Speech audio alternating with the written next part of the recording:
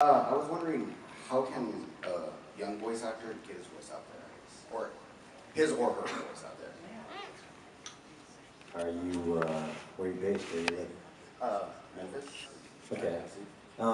Well, besides being a voice actor for 800 years, I cast, direct, produced a lot of shows over time, and actually trained voice actors as well. And I will say this, that you can either be in a major market, right, or you can be a big fish in a small pond. And there are definitely places in your town that still require voice work.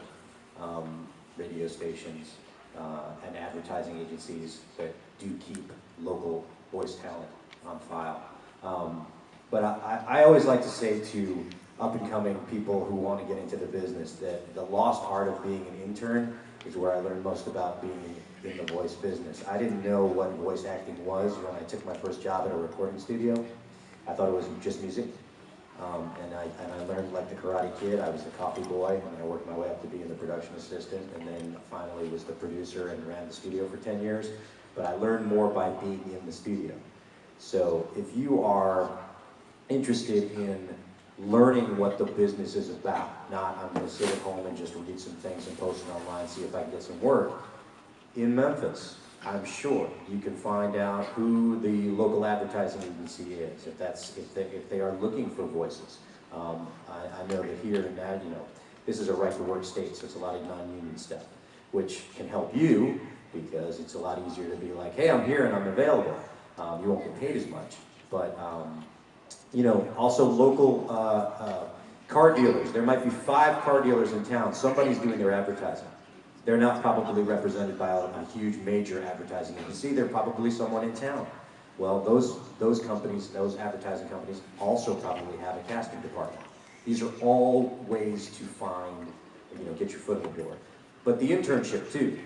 If you went to the radio station, a local radio station, and said, I'm looking to get into this voice business and I really just want to intern. I'm not looking for a paycheck, I'm looking to intern, especially in this economy.